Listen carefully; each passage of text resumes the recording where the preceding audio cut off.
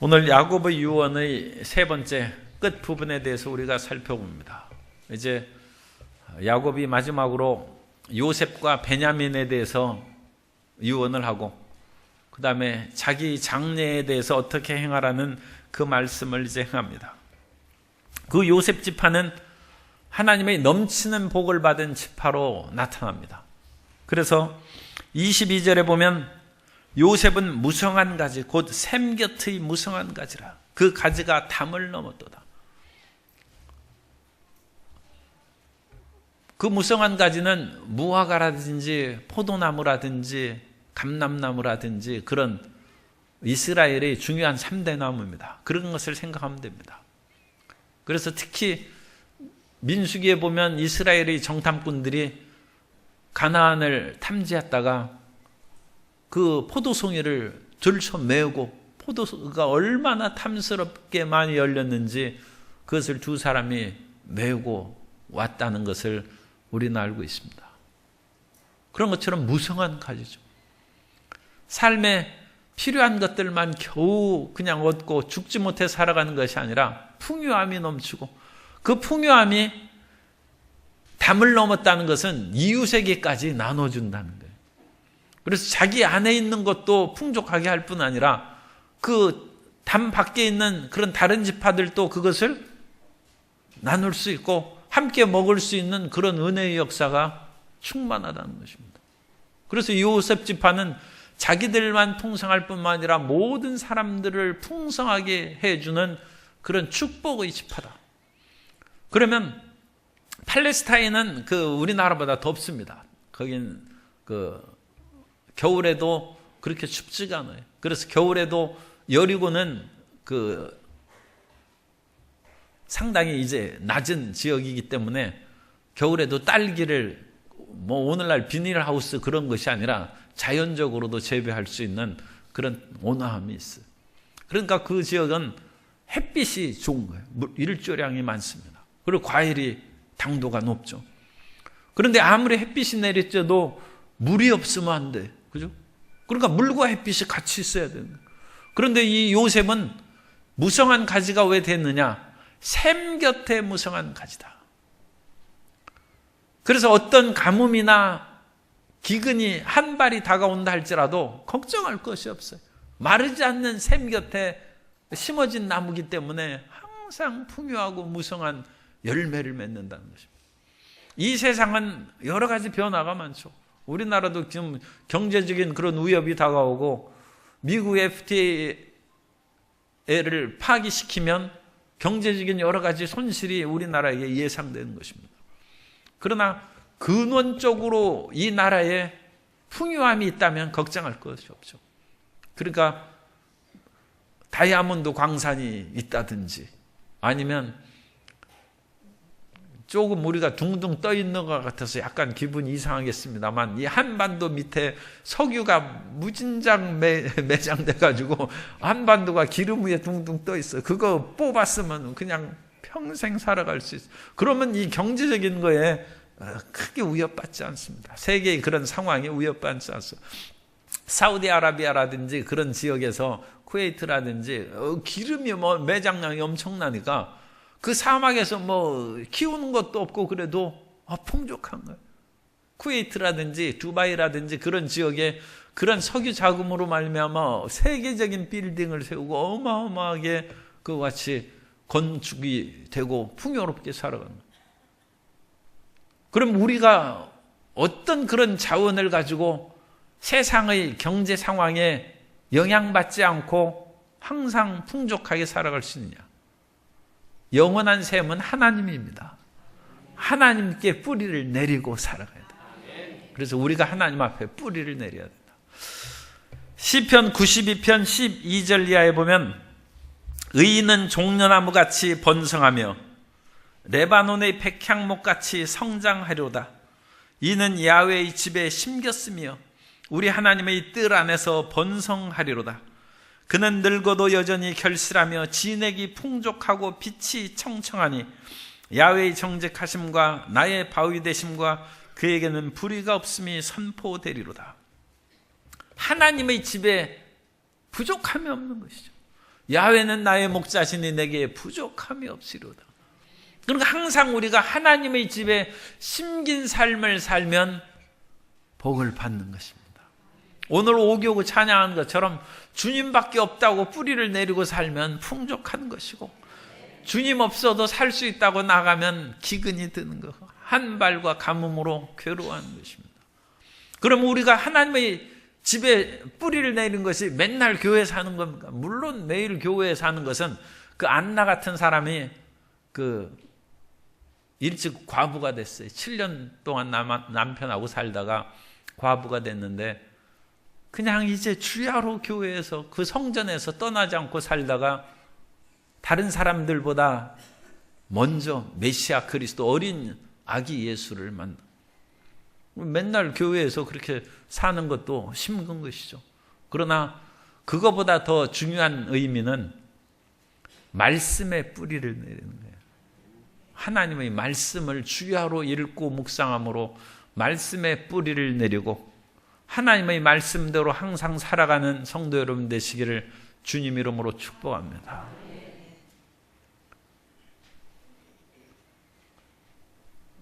이 안나가 7년 동안 그렇게 살다가 남편이 죽었으니까 청산과부죠. 청산과부 됐으면 빨리 시집을 가야 되는데 시집 안 가고 그냥 주님을 소망으로 해서 84세가 되도록 살았어요.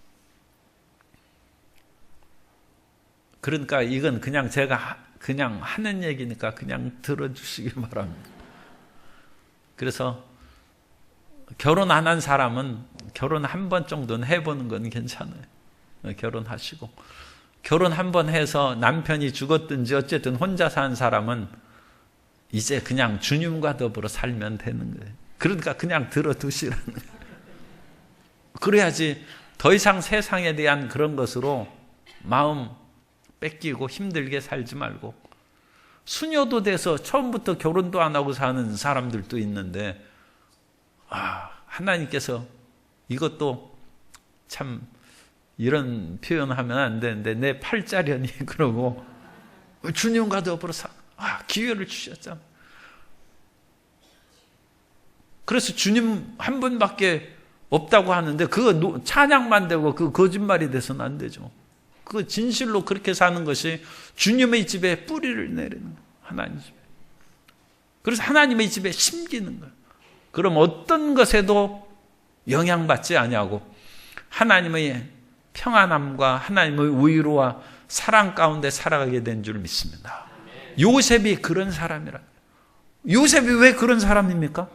우리는 요셉의 이런 무성한 가지요 이웃새끼까지 그야말로 풍요함을 나눠주는 담 밖에까지 가지를 넘은 그거 축복만을 바라는데 요셉의 삶을 반드시 기억해야 돼요. 욥은 노예로 팔려가서도 하나님에 대한 믿음으로 산 거예요. 주님밖에 없어요. 노예로 살면서도 하나님을 섬기고, 감옥에 끌려가서도 아니 내가 이와 같이 하나님을 믿고 성실하게 일했는데 보디발이 나를 배신하고 감옥에 쳐넣었다. 이 세상 이게 무슨 의미 있는 세상이냐 해서 세상 불질러 버리려고 그럴 수 있죠. 그런데 그때에도 하나님을 믿고 하나님 집에 심기는 거예요. 끝까지 하나님 앞에 뿌리를 내린 즉 요셉은 무성한 가지가 되고 샘 곁의 가지가 되고 영원히 번성하는 복을 누리게 된 줄로 믿습니다. 그러니까 그 모든 것을 기억해야 돼요. 이게 그냥 단순하게 이루어지는 것이 아니라 그러한 철저한 신앙, 말씀에 굳게 뿌리를 내리면 우리는 태풍이 불어오고 그야말로 가뭄으로 7년 가뭄이 다가와도 총알이 빗받치는 전쟁터에서도 우리는 하나님의 위로와 지키시는 은혜를 받게 될 줄로 믿습니다. 그래서 요셉에게도 활 쏘는 자가 그를 대적했다고. 요셉이 고생 많이 했죠. 그런 보디발이나 사건들. 또 요셉 지파들도 여러 대적들이 있어서 위기를 당하고 그 에브라임 지파가 그 기드온과 싸우고 미디안과 싸우는 그런 이야기들이 사사기에 나오고 그런 것이 있지만 에브라임 지파는 소멸되지 아니하고 북이스라엘의 가장 크고 강력한 지파가 되었어요. 그래서 활 쏘는 자가 대적했지만 24절에 보면 요셉의 활은 도리어 굳세며, 우리가 살아갈 때에도 대적들이 나타날 수 있어요. 세상은 항상 평온한 것이 아닙니다. 그러나 그 대적에 굴복당하는 것이 아니라 우리는 반드시 승리하게 된다는 것입니다. 세상에 그냥 아무것도 없는 평안한 삶이 어디 있어요? 그러나 비바람 치는 속에서도 우리는 쓰러지지 않냐고 이긴다는 것입니다. 아무리 대적들이 우리를 활을 쏘고 한다고 할지라도 우리는 그것으로 죽지 않냐고, 쓰러지지 않냐고 다시 일어나서 승리할 수 있다는 것입니다.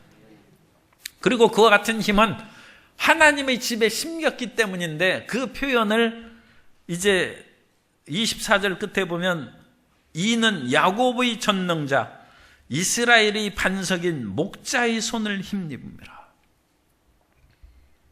야곱의 전능자, 전능하신 하나님의 엘샤다이. 그러니까 아브라함이 전능하신 하나님을 이름을 불렀어요. 그거예요. 전능자입니다. 엘샤다입니다. 족장들이 하나님입니다. 엘샤다이 족장들이 하나님이 이제 모세 때에는 스스로 있는 야훼, 그 이름으로 계시됐어요. 그러나 어쨌든 창세기에서 가장 두드러진 하나님의 이름은 여러 가지 몇 가지 이름이 나옵니다만 전능하신 하나님, 전능자. 하나님은 전능하십니다. 그 전능하신 하나님이고 우리의 반석인 목자랍니다. 따라서 하나님은 전능자이십니다. 그 하나님은 나의 목자이십니다.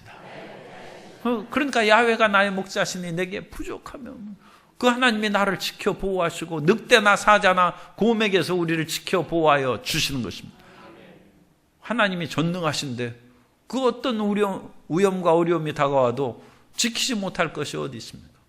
하나님이 지켜서 이는 내 아버지 하나님, 그것도 이제 상당히 우리 마음 가운데 담대함을 주는 것이죠. 그래서 아버지가 예수님 잘 믿는 것이 좋고 할아버지가 예수님 잘 믿는 것이 좋고 우리 조상의 하나님이 그렇게 믿으면 하나님께서 그 자식과 손자, 그런 사람들을 하나님이 모른 척하지 않습니다.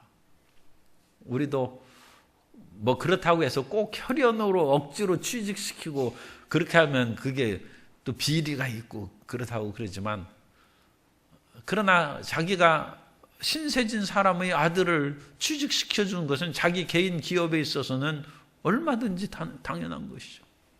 그런 것처럼 하나님께서는 그의 사랑하는 믿음의 자손들에게 복을 내려주십니다. 그래서 여기 아버지 하나님이에요. 아버지 하나님. 우리도 잘 믿어야 되지만 그런 은혜가 있어요. 그가 너를 도우실 것이요 전능자로 말미암나니 그가 내게 복을 주실 것이라. 그래서 25절 끝에는 하나님께서 이제 주시는 복에 대해서 나와 있어요. 복으로 나와 있는데 그것은 위로 하늘의 복, 아래로 깊은 샘의 복, 젖먹이는 복과 태의 복, 이 세 가지 복이 나옵니다. 그래서 하늘의 복과 땅의 복과 태의 복, 그것이. 거기서 하늘의 복이라는 것은 하늘에서 비와 이슬이 내리는 것을 말합니다. 그 중요한 비, 하늘에서 우로가 안 내리면 못 살죠. 엘리야도 내 말이 없으면 우로가 있지 않는다고 했어요. 그 하늘에서 내리는 복이죠. 그러니까 우리 삶이 하늘이 도와야 돼. 하늘이 돕지 않으면 우리 스스로 땅에서 어떤 것을 다 이룰 수 있는 것이 아닙니다. 하늘이 돕고, 그 다음에 땅에서도 물이 터져 나오는 거예요. 땅에 원천의 복이라고 그 전에 성경에서는 번역했어요. 그래서 깊은 샘의 복, 샘물이 터져 나와. 반석에서 물이 나오고 샘물이 터져 나오고. 그리고 고대 세계에서 가장 그 자랑스러운 것은 자식을 많이 낳는 거예요. 그래가지고 자식들을 그렇게 여러 명 낳고, 또 그런 자식들이 많은 사람은 장수의 전통에 그 화살통에 화살이 가득한, 화살이 많아야 승리할 수 있죠. 그래서 자식이 많은 것은 복이 되었습니다. 오늘날 자식을 키우고 과학 공부하기 힘들고 그런 것은 아무래도 이 교육을 바꿔야 될 것 같아요. 그렇다고 해서 지금 또 장관 시켜놓으니까 이리저리 바꾸고 그러는데, 그렇게 바꾸지 말고 좀 깊이 연구해가지고 한 번 세우면 적어도 몇십 년은 한 세대는 가도록 바꾸지 않아야지 이리저리 바꾸면 되겠어요. 교육은 100년 대계라고 하는데. 그래서 자식 키우는 것이 어렵지 않아요. 나라에서 훌륭하게 잘 키우면 훌륭한 인재들이 되는 것입니다. 그래서 스파르타식 교육은 스파르타에서는 자식을 낳으면 국가에서 다 키워졌어요. 그런데 국가에서 워낙 혹독하게 훈련을 시켰으니까 이제 그것이 좀 문제는 되긴 했습니다만, 그러나 스파르타식 교육을 받은 그 자녀들은 가장 강성한 도시국가가 되어서 스파르타가 소크라테스가 살던 아테네를 이겼어요. 그래가지고 그리스의 모든 것을 통일한 것입니다. 교육의 힘이죠. 교육. 방만하게 맘대로 노는 그런 것으로는 강건한 나라를 만들 수 없죠. 그러니까 국가에서 그런 교육 제도를 바르게 해야 되는데 이제 그게 참 문제입니다. 그러면 자식들도 많이 나라에서 키워준다는데 무슨 걱정이겠어요. 요즘에도 이제 그런 부탁하기 어렵지만 친정 어머니가 키워주면 자식 여러 명 낳죠. 그런데 친정 어머니가 나 못 키우겠다. 그러니까 이제 그만 낳는 거예요. 그리고 친정 어머니가 나이가 60이 넘어서 이제 골절 생기고 여러 가지 힘들죠. 그리고 애들이 또 얼마나 무겁습니까? 그런데 그거 키우기가 쉽지 않죠. 그러니까 그렇게 키울 수는 없어요. 그래서 나라가 키워줘야죠. 나라. 그래서 하늘의 복과 이 땅의 복과 젖먹이는 이런 복으로 요셉 지파가 풍성하게 되고, 더군다나 이러한 축복은 내 아버지의 축복이 내 선조의 축복보다 나아서, 그것은 내 아버지는 요셉의 아버지죠. 그러니까 야곱이 지금 주는 복이 너희 선조는 곧 이삭과 아브라함입니다. 그 축복보다 낫다. 그래서 야곱이 요셉을 아주 넘치는 복을 지금 주고 있는 그것을 지금 얘기하고 있습니다. 그래서 영원한 산이 한없은 것 같이, 영원한 산에 하나님의 은혜로 포도나무 열매가 였고 감람나무가 풍요하게 여고, 그 영원한 산에, 이스라엘의 그런 산에는 그런 여러 가지 과수원이 많습니다. 그곳에 그 한없는 축복의 풍요함이 있는 것처럼 이 아버지 야곱의 축복이 요셉에게 한없이 내릴 것이다. 야곱이 요셉을 정말로 많이 아끼고 사랑한 것 같습니다.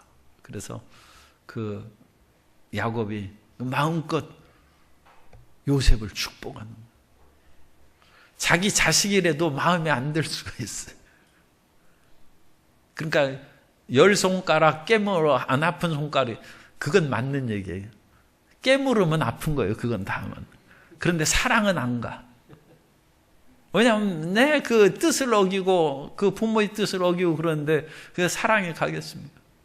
그러니까 축복해도 그냥 어쩔 수 없이 그냥 복을 나눠주는 것이죠. 그러나 정말로 그 모든 것을 넘치도록 하는 그런 복은 야곱이 진심에서 흘러나오는 요셉에 대한 그런 사랑. 그건 라헬에 대한 그런 사랑으로 말미암아 그렇게 됐을 수도 있고, 라헬을 위해서 14년을 머슴으로 살았으니까 그게 보통 사랑이 아니죠. 그처럼 야곱이 야가 빠진 사람인데 그 야가 빠진 사람이 사랑의 노예가 되어서 그렇게 순진하게 살고, 그 라헬이 또 갑자기 죽었지 않습니까? 그러니까 그것으로 인하여 요셉에 대한 그런 사랑이 가득하게 되었다. 하나님의 사랑을 받는 것이 중요합니다. 이 세상에서 하나님의 사랑을 받고 주님의 품에 거하는 그것이야말로 하나님께서 말할 수 없는 복을 내려주신 것입니다. 그러므로 하나님 앞에 우리가 구하고 찾고 문을 두드리는 그런 정신도 중요하지만, 과연 내가 하나님 사랑받을 만한 일을 하고 있는가? 자녀는 내가 부모님께 사랑받을 만한 일을 하고 있는가? 자식이 웬만큼 철들으면 알죠. 생각하면. 그런 것처럼 우리도 신앙생활이 어느 정도 됐으면 과연 하나님께서 나를 못 견디게 사랑할 만큼 내가 하나님의 마음에 들어하고 있는가? 그러면 인생 성공한 거예요.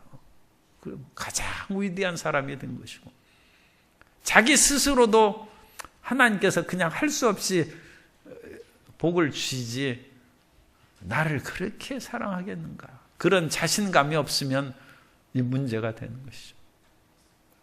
그러므로 그리스도 예수 안에서 사랑의 담대함을 얻는 성도 여러분 되시기를 주님 이름으로 축복합니다. 그래서 한없이 복이 내리고, 정수리로 머리로, 그 하나님의 축복이 위로부터 내리고, 안수할 때 정수리에 머리에 안수하지 않습니까?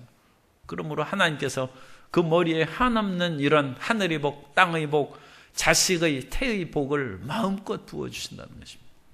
그래서 요셉에 대한 그런 축복이 나오고, 베냐민은 같은 그런 그 아들이라도 라헬에 대한 똑같이 두 아들을 낳았지 않습니까? 그런데도 이것은 또 틀려요.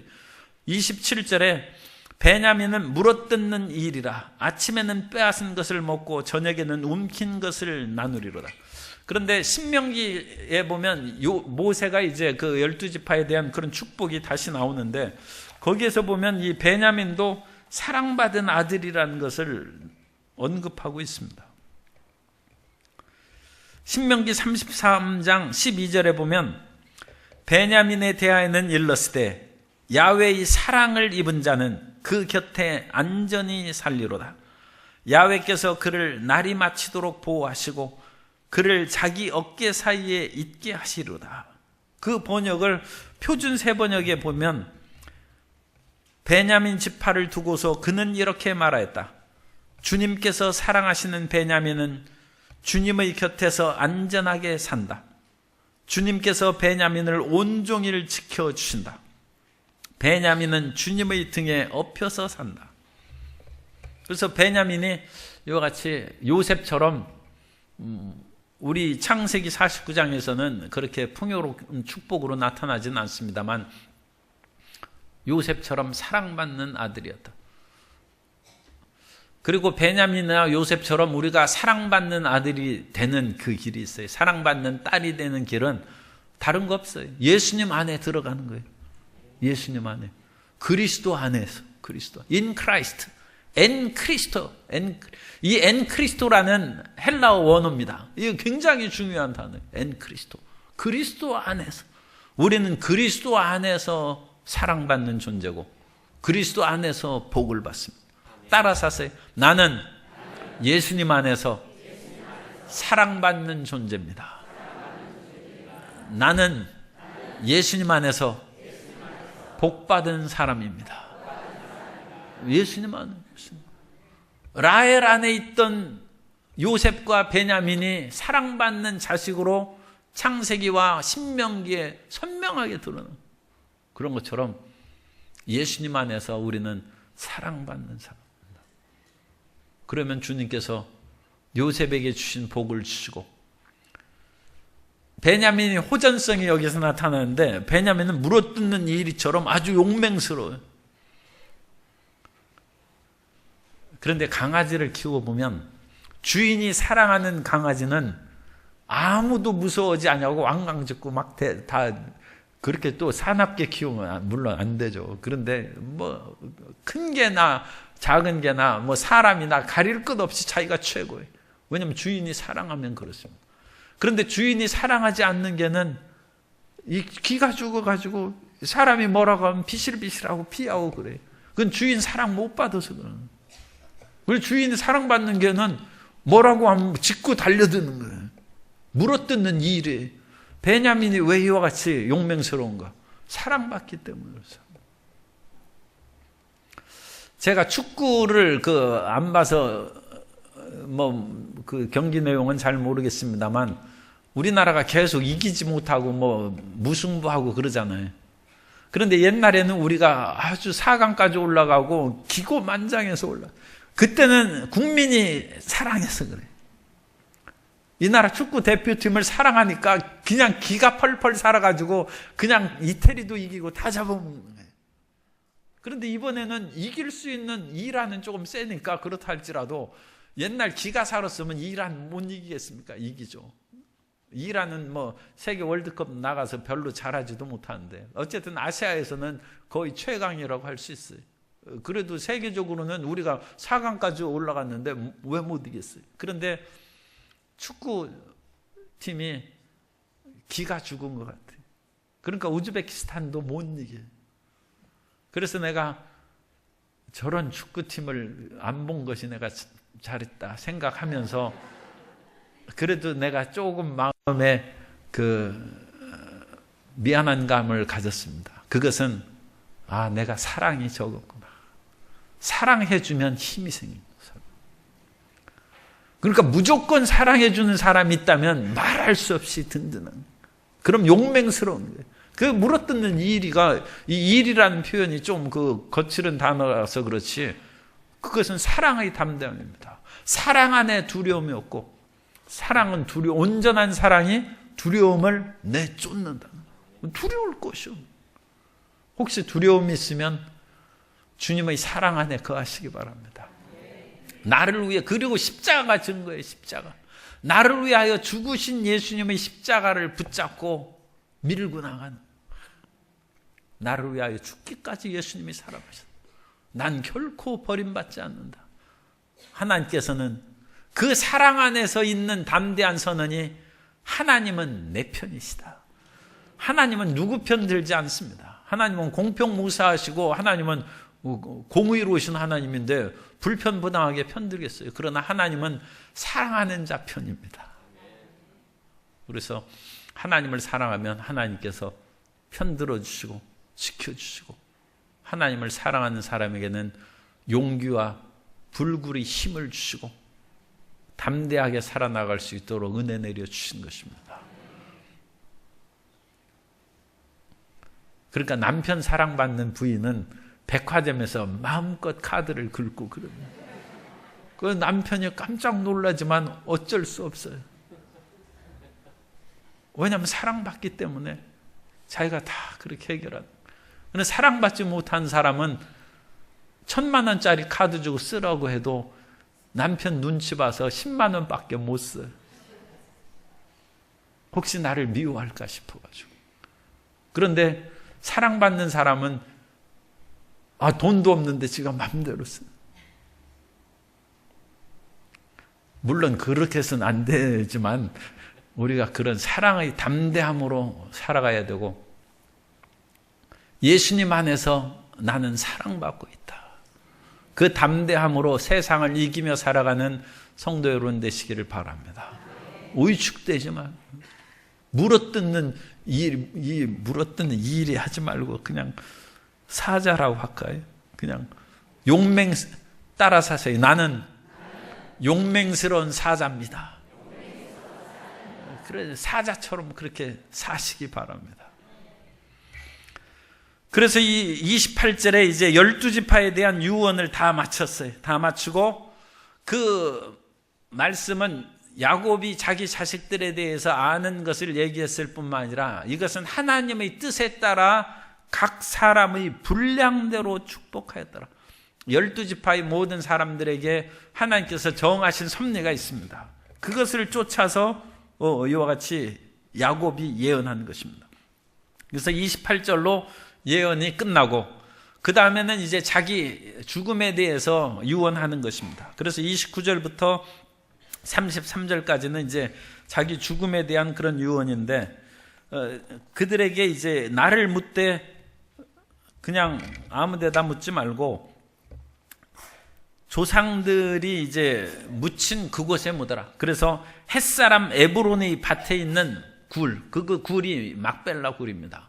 이 막벨라 밭에 있는 그런 굴에 아브라함이 묻혔고, 거기 31절, 그래서 아브라함이 그 사라가 돌아가셨을 때 그 땅을, 밭을 샀습니다. 밭을 사고 그 밭에 있는 굴에다가 묻었어요. 그것을 동굴 무덤이라고 그럽니다.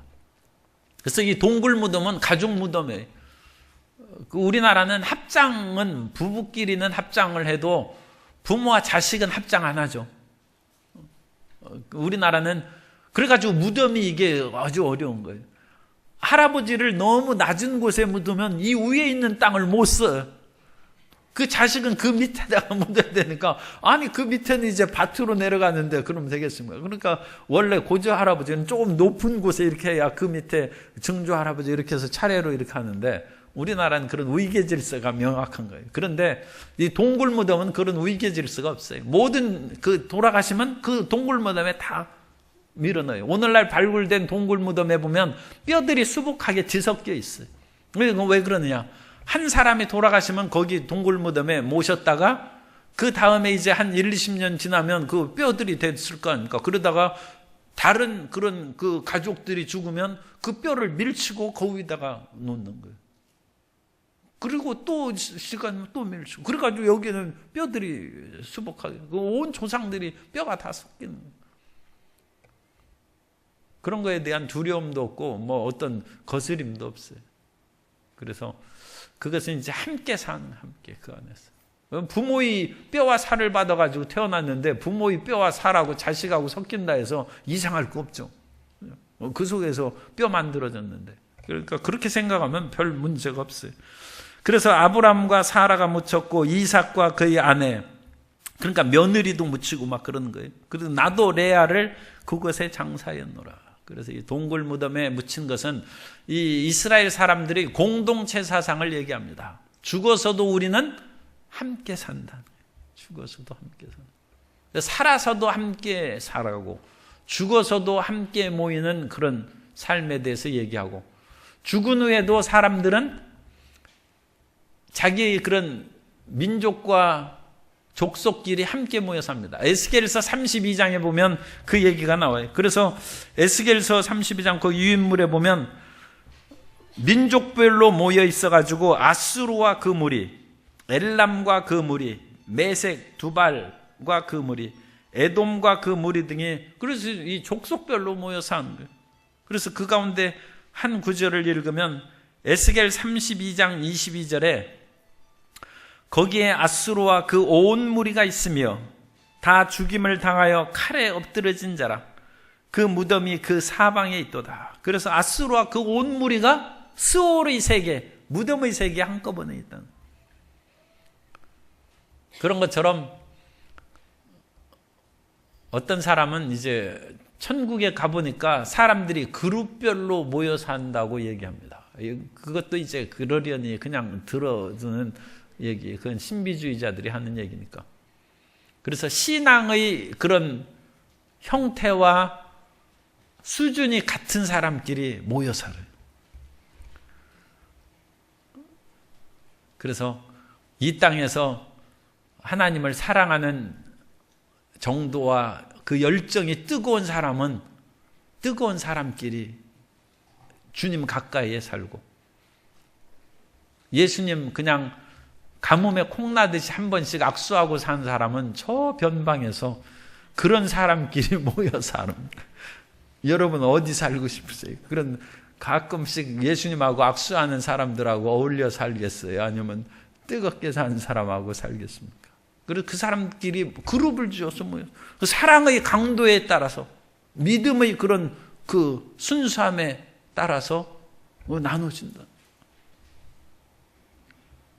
그래서 우리가 그것은 그것은 신비주의자들이 가서 보고한 얘기입니다만 성경에 어긋난 얘기는 아닙니다. 왜냐하면 성경에서도 사도 바울이 우리가 부활할 때에도 어떤 사람은 해의 영광과 달의 영광이 다른 것처럼, 해처럼 달처럼 별과 별의 영광이 다른 것처럼 별들도 빛나는 별이 있고 뭐 희미한 별도 있고 그런 사람들이 다 달라져. 그러니까 그런 식으로 나눠진다. 그래서 오늘날 우리가 그냥 대충 예수님 믿으면 안 돼. 정말로 우리 마음과 뜻을 다하고 힘을 다하여서 믿으면 그 모든 것이 결코 허사가 되지 아니하고 하나님 앞에서 열매를 거두게 되는 것입니다. 이 땅에서도 열심히 일해가지고 수확을 거두는데 하나님을 향한 것들이 그거 허사로 돌아가지 않습니다. 그래서 죽은 후에 이와 같이 모여 산다는 거예요. 그래서 이 야곱도 나를 여기에다가 애굽에 묻지 말고 조상들이 있는 막벨라 굴에 모으라 하면서, 이 야곱은 사람이 태어날 때도 중요하지만, 태어날 때 금수저 물고 태어난 것도 중요하지만 죽을 때가 더 중요해요. 야곱은 태어날 때는 별로 덕스럽지 않아. 뱃속에서부터 형하고 싸웠어요. 발 뒤꿈치를 잡고 나온 치열한 사람이에요. 그러나 야곱은 죽을 때 보십시오. 33절에 보면 야곱이 아들에게 명령하기를 마치고 그 두 발을 침상에 모으고, 경건합니다. 그래서 앉아있다가 이제 누워서 발을 탁 모으고 숨을 거두었다. 죽을 때의 그런 경건함과 아름다운 임종을 그렇게 보여주고 있습니다. 야곱은 천수를 누리고 자연사한 것입니다. 우린도 고종명이라고 해서 그런 복된 죽음을 얘기하지 않습니까? 야곱은 태어날 때는 좀 거칠었어요. 그러나 수많은 고생과 고생을 야곱이 무지하게 고생했어요. 그야말로 야곱 고생한 것은 말할 수 없죠. 그 자식들, 아내, 그것으로 인하여 고생한 일이 말할 수 없어요. 그런 것들을 생각해 보면 우리가 이 야곱이 험악한 세월을 보냈다는 것을 이해합니다. 그러나 그 모든 비바람치는 인생의 여정의 끝에 발을 모으고 하나님 앞에 경건하게 숨을 거두어 조상에게 돌아갔다. 그러니까 이건 사후세계로 돌아가는 것입니다. 우리는 믿음의 이 아름다운 모습, 그래서 이 야곱은 존경스러운 사람이에요. 그래서 우리는 그런 신앙의 존경스러운 열매를 거두는 그런 사람이 돼야 될 줄로 믿습니다. 나이가 들어서 정신 어지럽지 하지 말고, 주님 나이가 들고 주님 나라에 갈수록 더욱 우리 마음 가운데 믿음이 충만하고 경건함이 가득하여 발을 모으고 천수를 누리며 살아가기에 주옵소서. 그것이 우리의 또한 기도 제목이 되어야 될 줄로 믿습니다. 오늘 야곱의 마지막 유언의 내용을 살펴보고 경건하게 하나님의 품으로 돌아가는 내용을 살펴봤습니다.